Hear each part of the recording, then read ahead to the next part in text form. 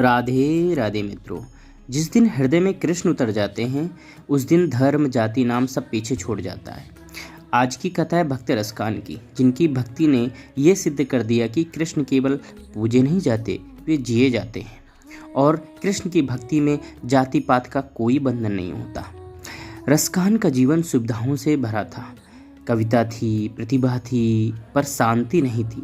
रातों में जब सब सो जाते, रसखान का मन किसी अनजानी पुकार को सुनता, जिसे कोई वृंदावन से बुला रहा हो। वो मुरली की ध्वनि सुनते, उन्हें लगता ये ध्वनि कहाँ से आ रही है। वो वहाँ जाना चाहते थे।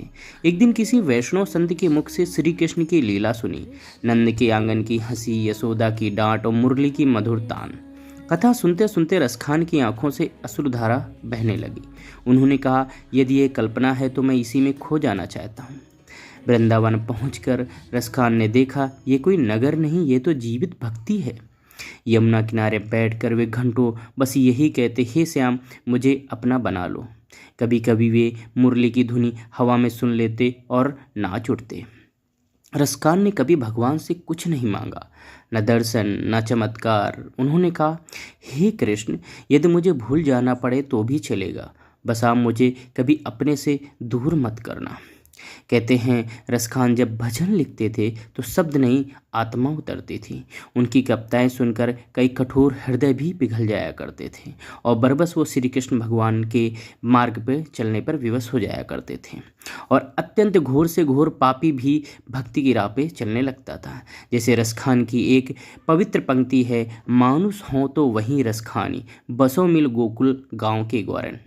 इन पंक्तियों में इच्छा नहीं, दीनता है, अभिलाषा नहीं, पूर्ण समर्पण है। समाज ने कहा, तुम्हारा धर्म क्या है? रसखान मुस्कुराए, मेरा धर्म वही है जहाँ मेरा मन टिक जाए, और मेरा मन केवल श्री कृष्ण में ही टिकता है, वही मेरा मन टिक कर रह गया है।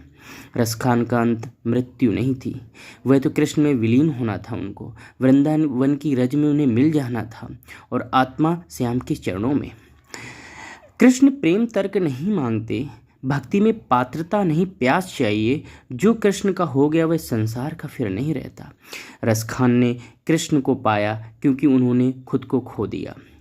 रसखान एक मुस्लिम थे, फिर भी उन्होंने भगवान श्री कृष्ण की भक्ति प्राप्त की, क्योंकि उनके अंदर जो भक्ति का बीज था वो पिछले जन्म में उनकी अधूरी साधना का प्रमाण था। आज वही भक्ति अगले जन्म में रसखान के रूप में पैदा हुए और भक्ति उनकी पूर्ण हुई। राधे राधे।